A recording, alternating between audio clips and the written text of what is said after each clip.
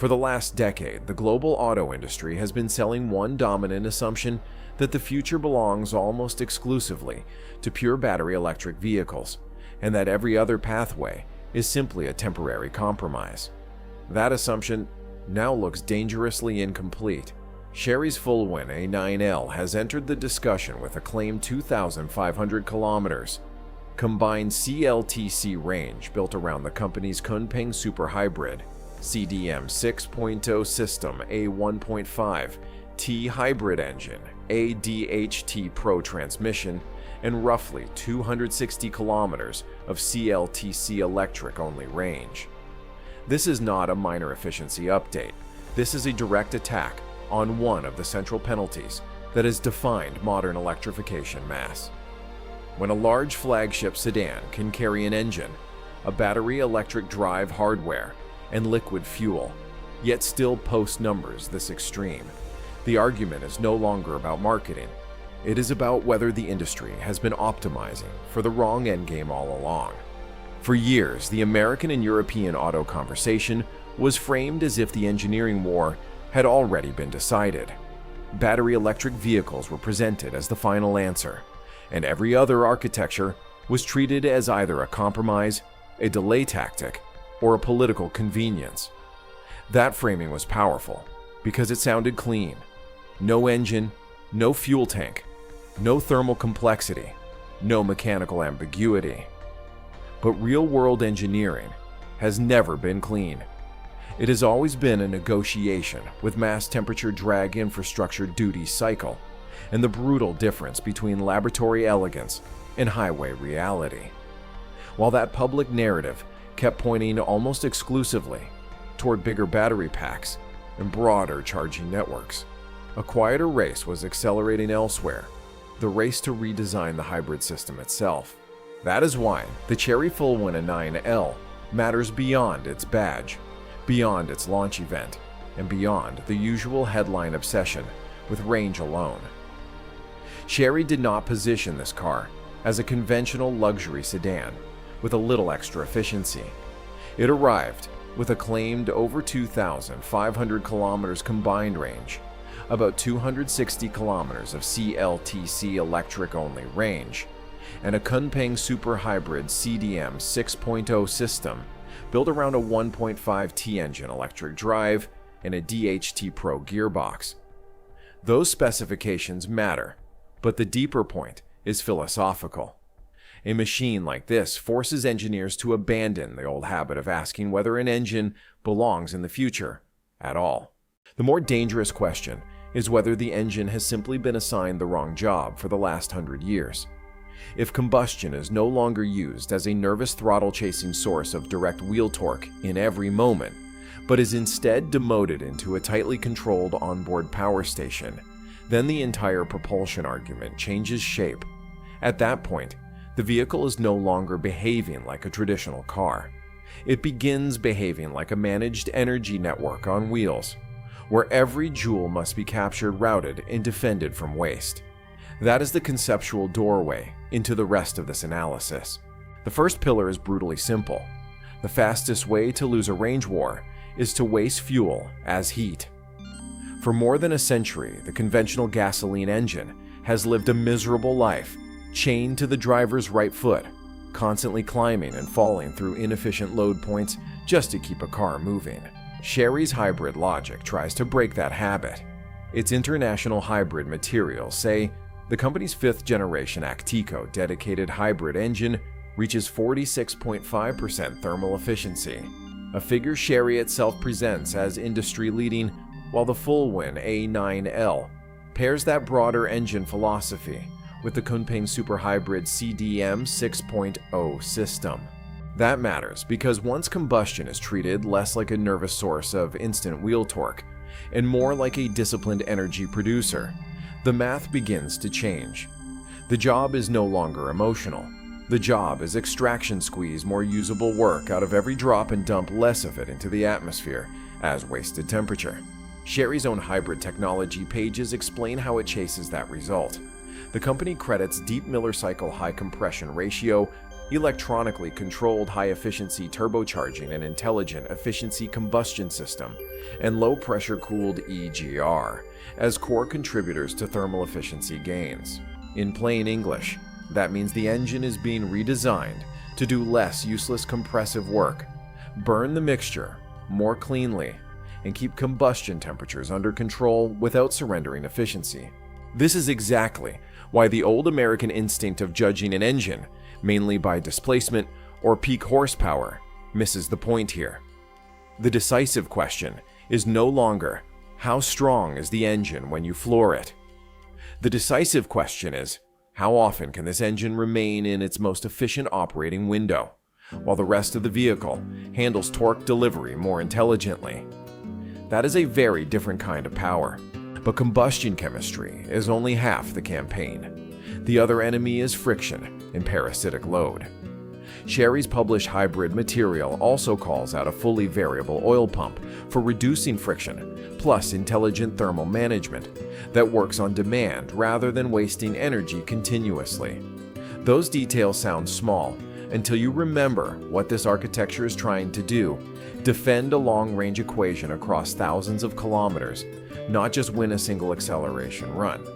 That is why the system should be read less like a powertrain and more like a discipline. Every rotating component, every pump, every thermal loop is being asked the same question: are you producing useful motion, or are you stealing it in a conventional car?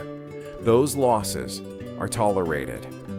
In a machine chasing a 2,500 kilometers headline, they become the difference between a real industrial breakthrough and a brochure fantasy. And this is where the American implication begins to sharpen. On a long interstate run between Dallas and Houston, or during a cold weather commute in Michigan, the winner is not always the vehicle with the biggest battery or the loudest performance figure. The winner is often the machine that wastes the least energy, while conditions keep changing.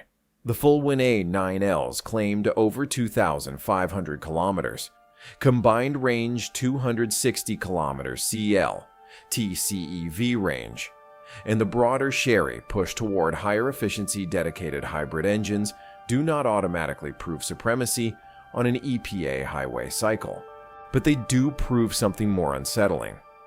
The combustion engine is not dead weight if it is reassigned to the right role. In this architecture, the engine is no longer the hero. It is the servant. And that may be the more dangerous idea for the US industry to underestimate. To compare the Fulwin A9L with the American market, we have to start with one uncomfortable warning. These numbers do not come from the same testing culture.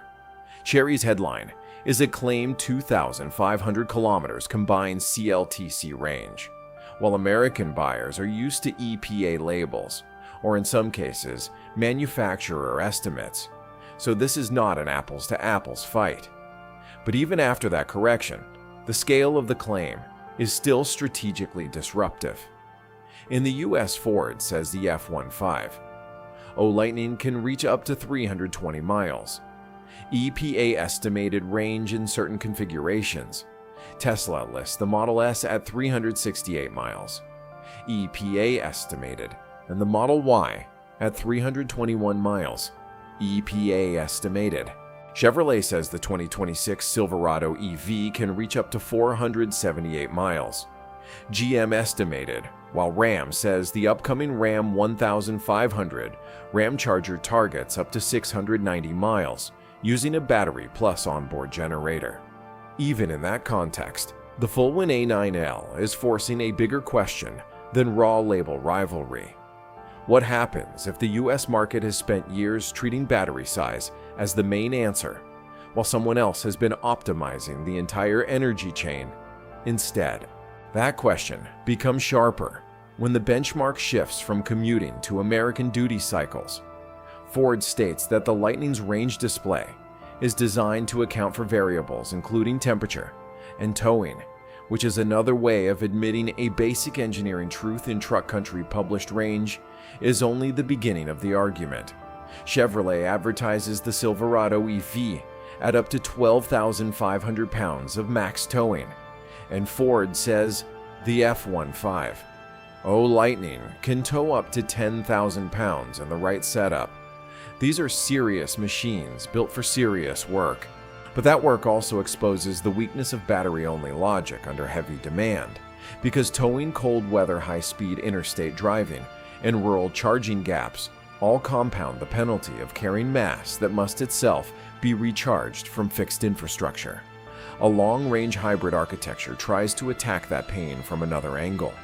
Instead of pretending the charging problem disappears, it reduces dependence on charging frequency by combining electric drive with onboard energy regeneration from fuel.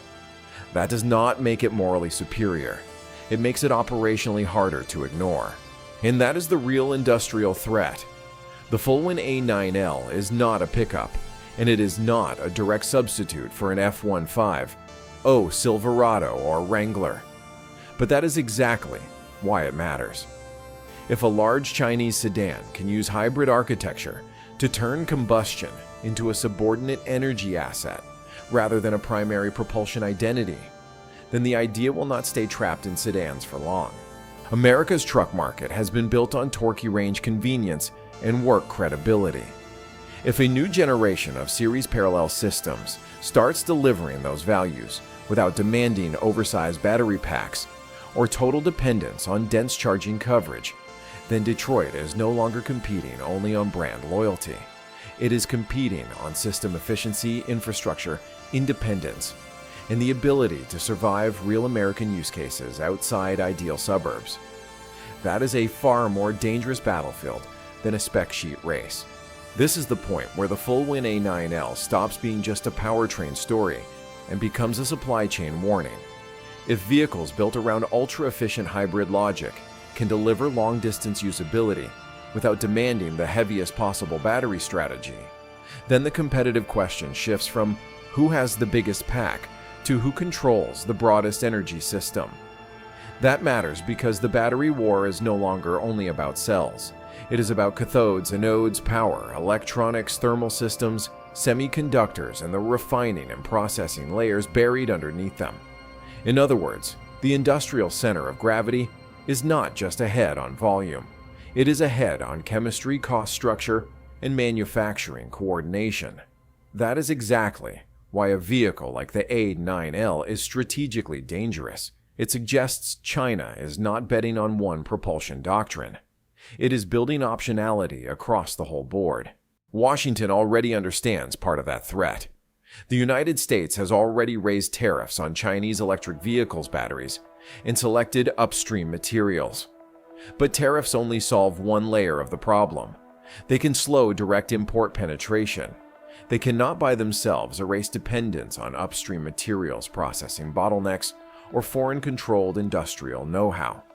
So even if a car like the Fulwin A9L never rolls into US dealerships in meaningful volume, the architecture behind it can still change capital allocation, product planning, and supplier strategy across Detroit. The threat is not only what America buys, the threat is what America may be forced to redesign around. This also lands directly on labor. For American workers, the propulsion transition is not an abstract climate or technology debate. It is a wage map. It is a bargaining map. It is a map of which factories keep high-value work and which communities get demoted into assembly outposts while the most strategic layers of the supply chain live elsewhere. If ultra-efficient hybrid systems become the next serious frontier, then the fight is not simply over who builds batteries. It is over who builds engines, e-axles, inverters, thermal modules, gear sets, and control systems in a way that still sustains middle-class industrial labor. And then there is the chemistry question. Lithium still dominates the market, but the industrial battlefield is widening. A country that can scale BEV's LFP long-range hybrids, silicon carbide electronics, and eventually sodium-ion pathways is building resilience through diversity. America's response cannot be to argue with the direction of physics. It has to decide very quickly whether it wants to own more of these future layers or simply tariff the finished result after someone else has already built the system. That is the real question now. How does the United States respond when the next automotive advantage is no longer one product, but a whole stack of coordinated technologies. So no, the Fulwin A9L is not just another range headline, and it is not merely a clever hybrid tuned to look good on paper.